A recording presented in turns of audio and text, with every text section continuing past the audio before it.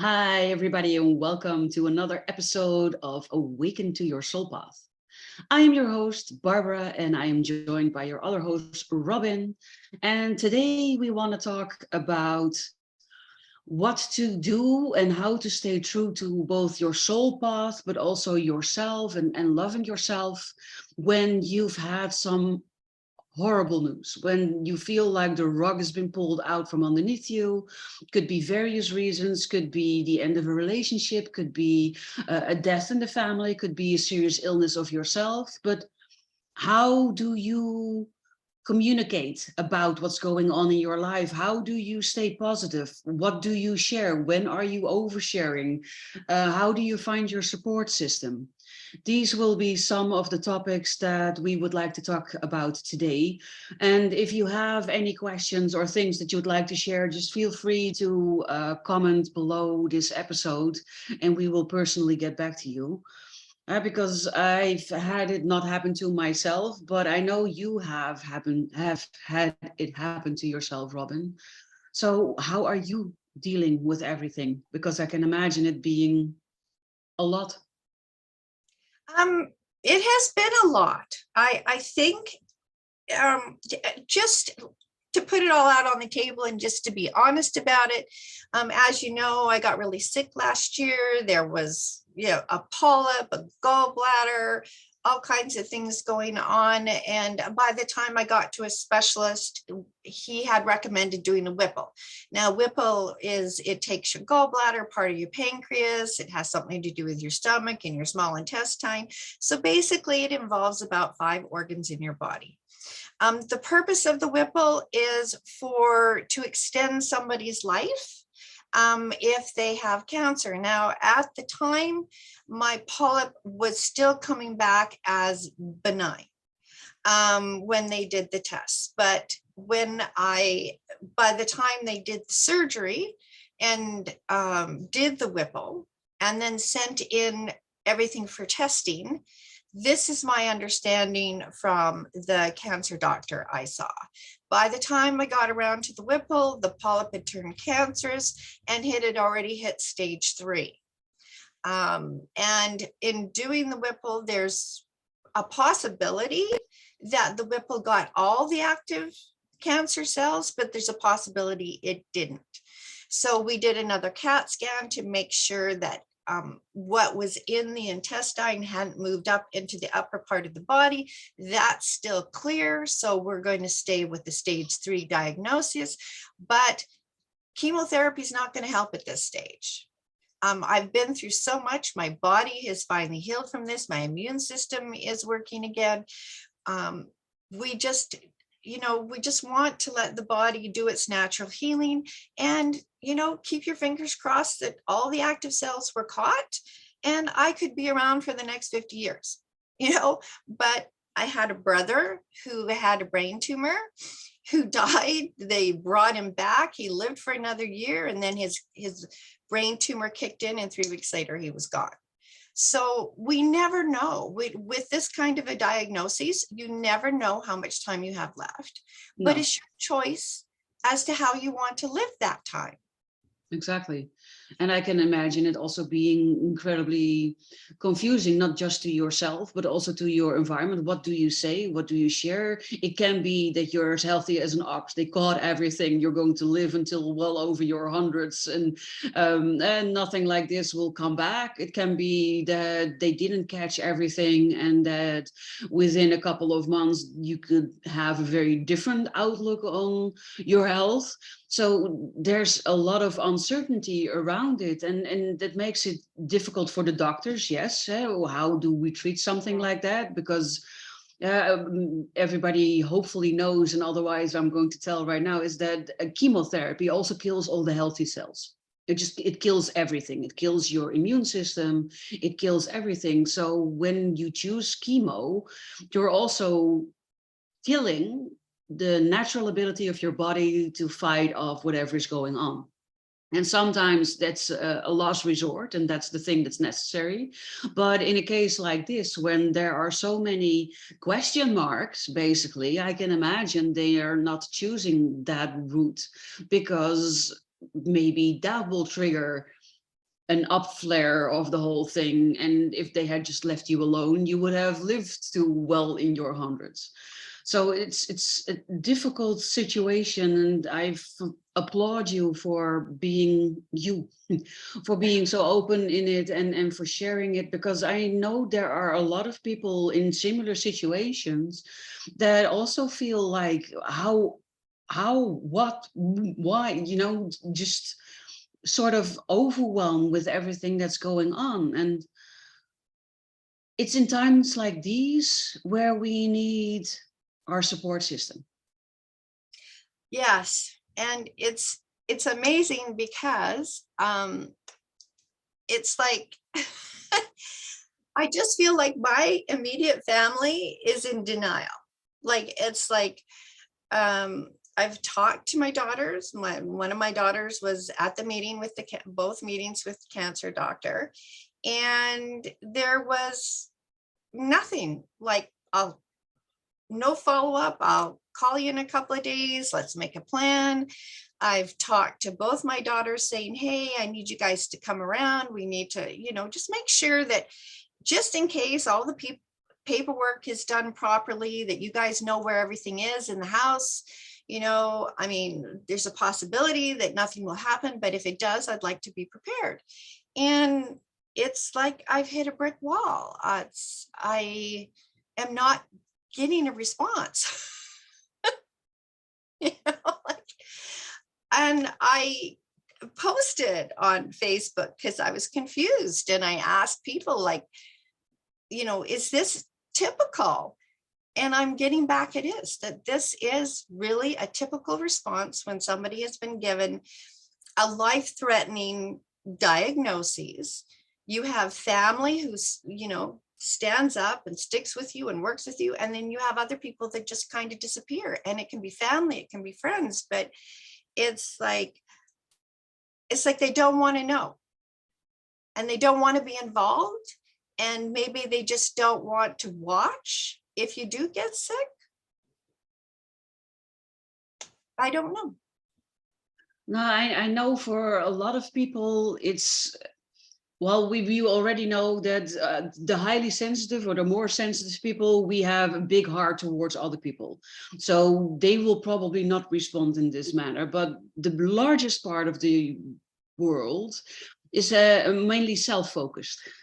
And when you get information or news like this, a lot of people, they just stick their head in the sand. They think, oh, I don't want to deal with this. Or maybe they already are dealing with a lot of things, and then they just also put their head in the sand and think, I cannot have this added on top of it, or I don't know how to deal with it. But we all know that running away from things, which basically is what you're doing, even though you're sticking your head in the sand, you're running away from what's going on, and that doesn't make it go away. Yeah, like I can't do that. No. I can't just pretend that I wasn't told anything, that nothing happened. Every day I look at the mirror, I see this scar from, the surgery. It's not like, I mean, it's in my face every day. So, and also, the pain, there's pain with this. And so I'm on pain medication to deal with the pain, because nobody wants to live in pain. Right.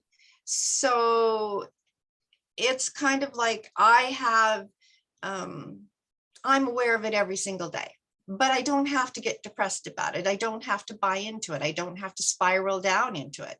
I'm living my life. I'm still working my job. I'm still posting my posts. I'm still talking to my wonderful friends who are still there for me. And I'm still living my life, because that's my choice. I'm just going to continue living, because if they got it all, hooray. Exactly. Like, awesome. That's basically the choice that we do have. We can either do suffocating in misery and thinking, oh, victim mode, right? If they had caught it sooner, this might not have happened, and now I have this, and then feel sorry for yourself and go into that rabbit hole. Or you can take the route, and we've talked about this before. It's a study called epigenetics. In the study of epigenetics, they have scientifically proven that your thoughts influence you on a cellular level.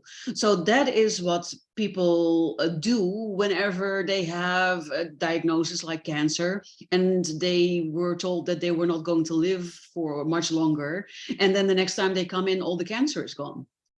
And they call that a miracle.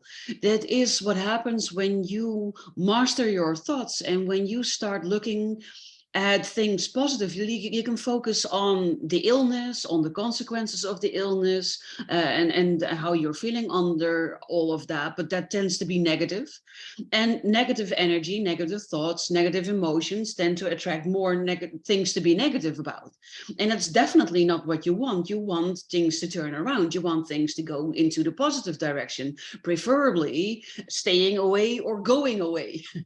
Both of them. And that requires you to be positive, to not focus on the disease, but to focus on how awesome life is, and all the good things that are still left in your life, and how they make you feel. And what your title also says, loving yourself to your best of your abilities, and being in this positive mindset with this positive energy and these positive feelings, because that also attracts more things to be positive about.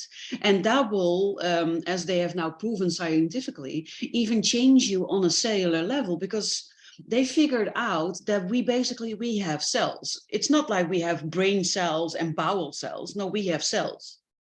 And dependent on what they are needed for, a cell can turn into a brain cell, but that same cell can also turn into a bowel cell, or into a lung cell, or a heart cell, or a bone marrow cell, or whatever is required at that time, the cell turns into. So by focusing on everything that is within your power, that is within your control, you are actively taking charge of your life and pointing it in a direction that you do want to go in. And I know that that's not always easy, but I am so proud of you for how you're handling everything. Oh, well, thank you. But we all have different personalities. And, I'm the glass is half full kind of person, not half empty.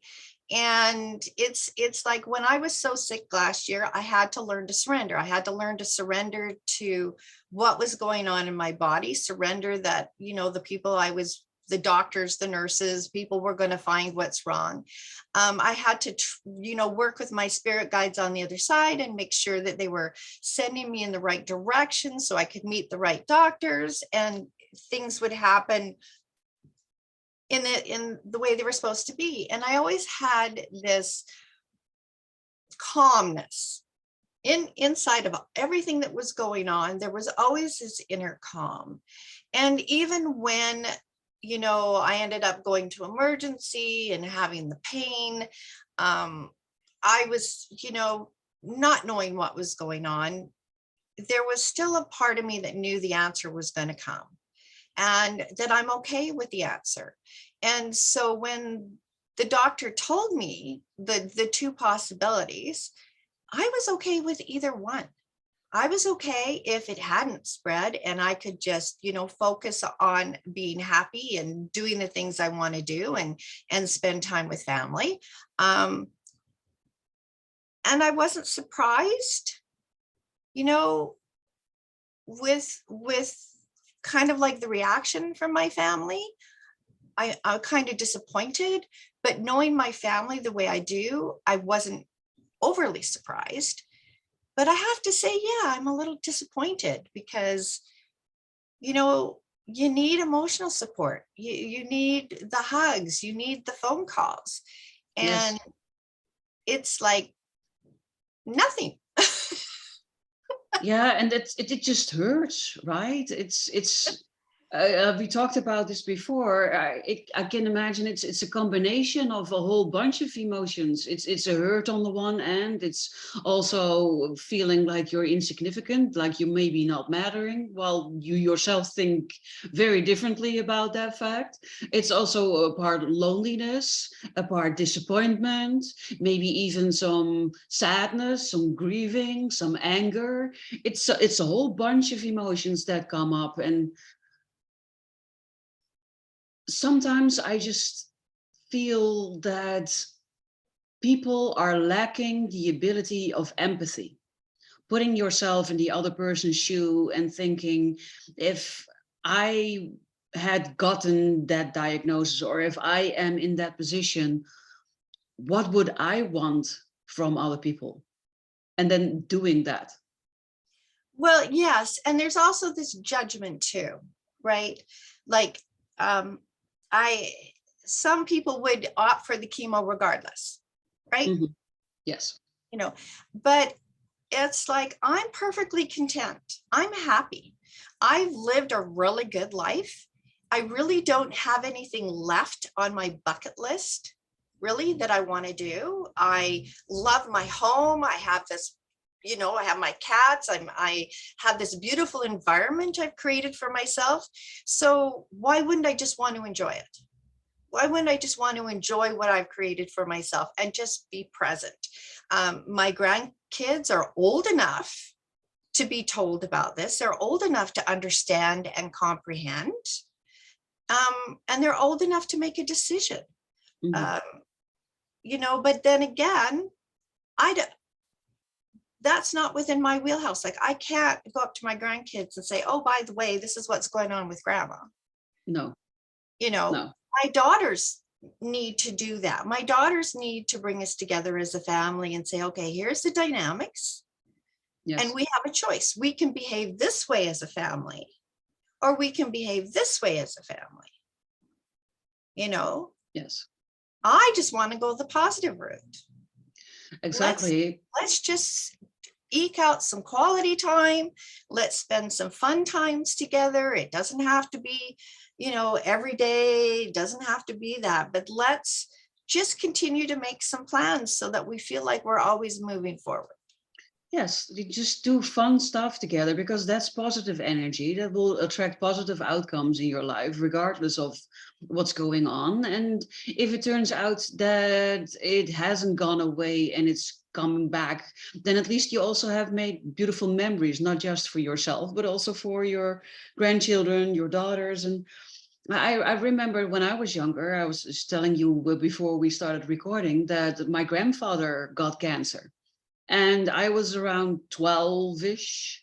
And they never told me. So they only told me when he was done treating and they couldn't do anything anymore. And it was just waiting for him to die. And the way they told me, to me, it came across as my grandfather gets this diagnosis and then he just gave up and died within 2-3 months. So I was angry with my grandfather for a long time for giving up, because my grandmother has always been sick and he was always her rock and he was always the one taking care of her. And I thought, how can you leave her? How can you just give up? How can you just surrender and die? And what I never knew at that age was that he had been fighting for quite some time already, and that he had tried everything and he definitely didn't want to give up, and that he tried everything that was possible and then just was done being treated. There was just nothing left they could do. They never told me, and that gave me some serious things to work through on a later age. And your grandchildren have the age where they need to be prepared on the real life, because they're on the cusp of being adults. So they need to be able to make their own choice in this matter, and what they want to do, if they want to spend more time with grandma and make beautiful memories or not. And it's sometimes difficult for people who are not wired that way to still be empathic towards people that act and behave in a way that we would never do.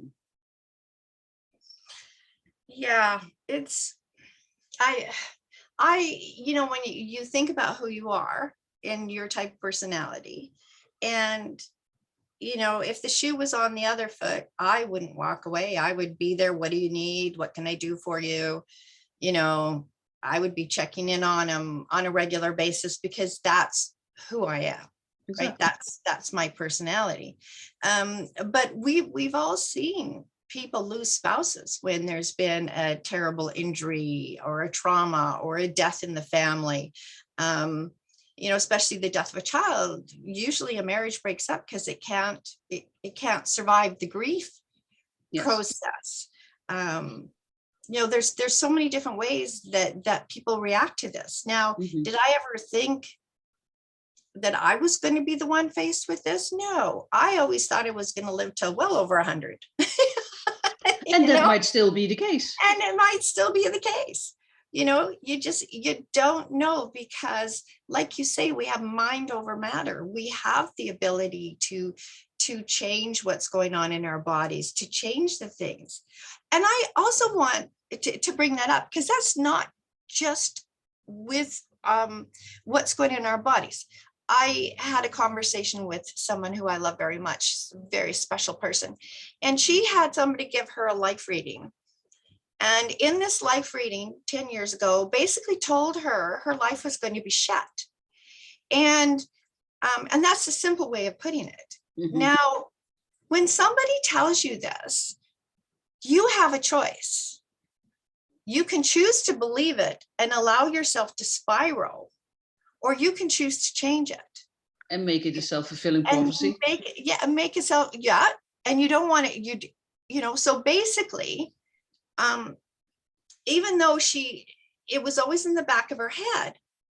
So when it's in the back of your head, you're going to self-sabotage, because every Yes. time things are going to go good, you're remembering that life reading that said that no, every time you get to a good place, things are going to fall apart. So then you sabotage it because this is what you've been told. Yes. So this always bothers me when people like ourselves, who are oracle readers, card readers, we can do these life stories. We need to tell people that they can change it. Exactly. If you continue in the direction you're going right now, continue with your self-defeating behavior, continue with your self-negative talk, this is a possibility. But now that you know this is a possibility, you can change it. Now, I Exactly. had somebody do a card reading last year, and I didn't like the card reading. And I said, that's not going to happen. And I'm not going to allow that to happen. And it never happened. Exactly, because it's not just with things like this where people tell you that's based on a reading, but it's also when you grow up and your parents tell you, oh, you will never amount to anything. You will always be fat. You will always be dumb, or whatever things parents can tell their children that cause limiting beliefs that seriously limit you when you are growing up. You also don't have to be stuck in that. It's with all of these things when you are faced with a direction or a feeling or something that you do not like, where you do not want to go, where you do not want to end up, you have the power to change it at any given time in your life. And it might be difficult completely by yourself, but that's where people like me and Robin come in. We help people take control of their lives, take control of their thoughts, take control of their limiting beliefs or other things that they are believing or having in their baggage, in their backpack, and then taking it out, rewriting it, changing it, or doing whatever is necessary to allow you to create the future for yourself that you do want to have and the life that you do want to live, because that is within your realm of possibilities. Yeah, you're in control of your life, and you have a choice. You can continue to look at the limiting things. You can continue to look at the negative information. You can continue to look at things and go, oh, well, I have no control over this. Bullshit. We have control over every aspect of our life. We just need to choose how to use it for good.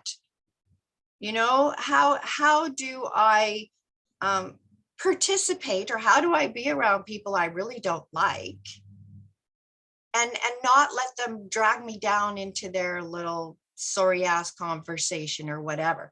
You need to do this attitude change. Yes, and I know that there are people out there that are probably watching this or listening to this and say, yeah, but my partner wanted a divorce. I didn't want to. So I am a victim of his choice. I had no say in the matter, and he left, and I didn't want him to, but he left, or she, either way.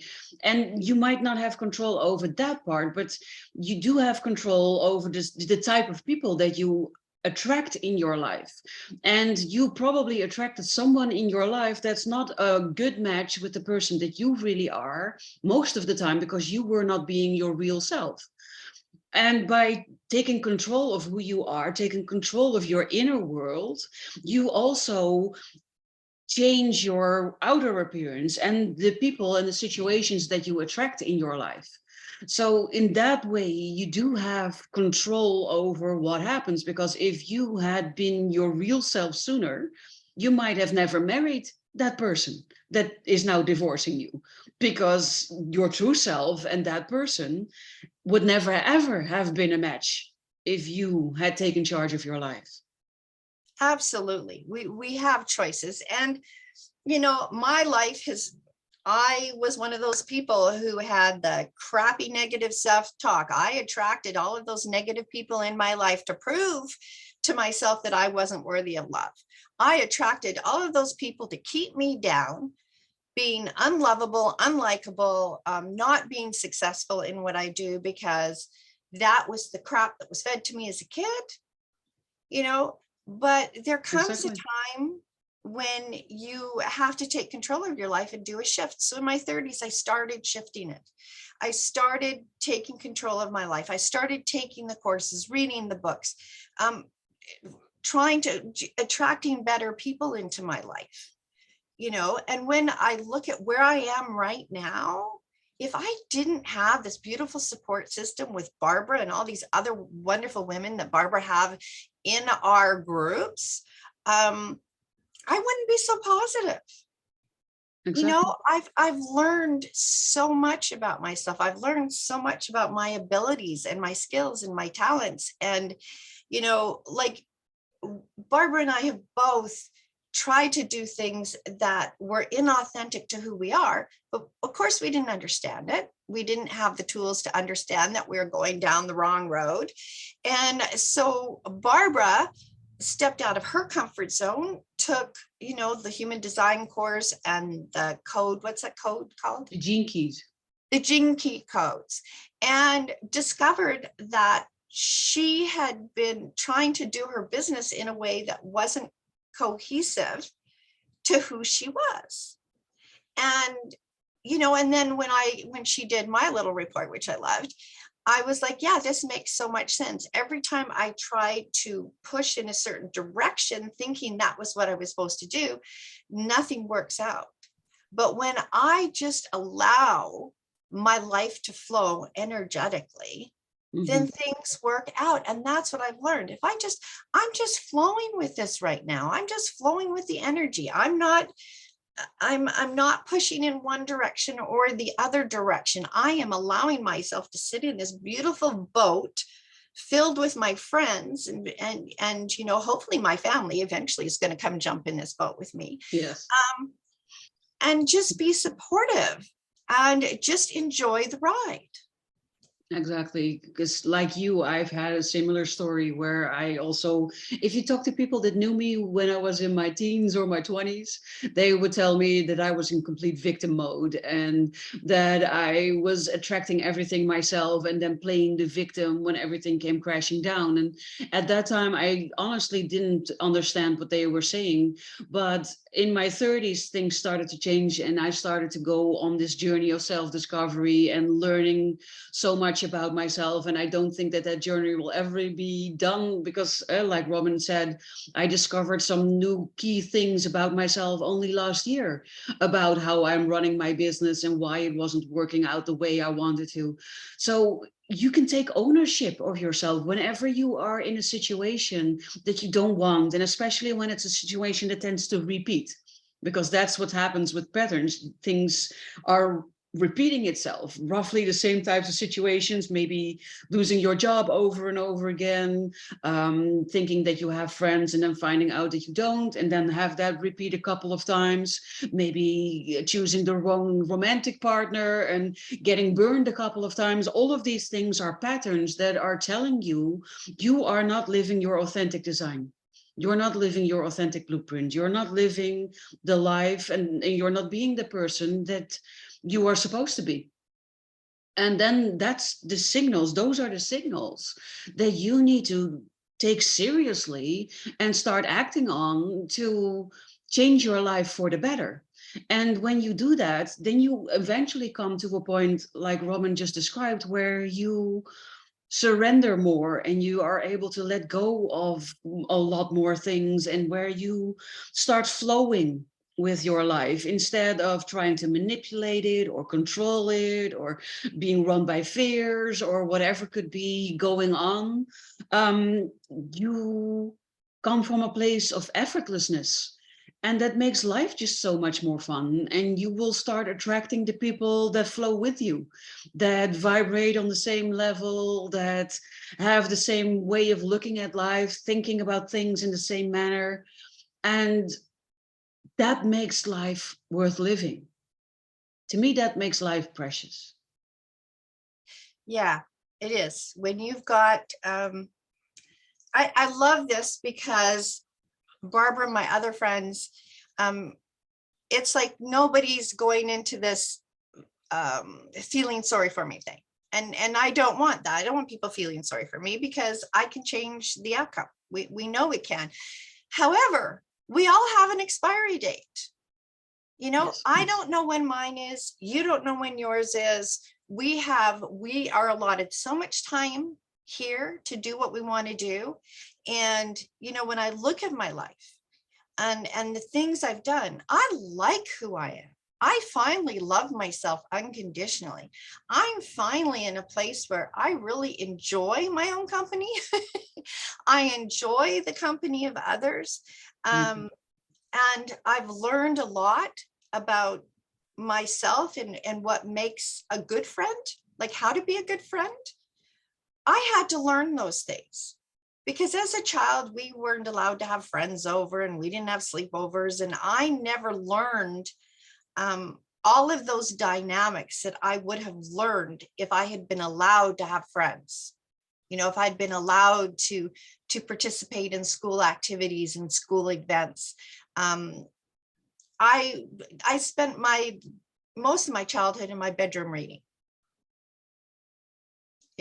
So I just didn't have those social skills that I should have had if I Mhm. had been active at school and active in community things and things like that. And those things I had to learn as an adult.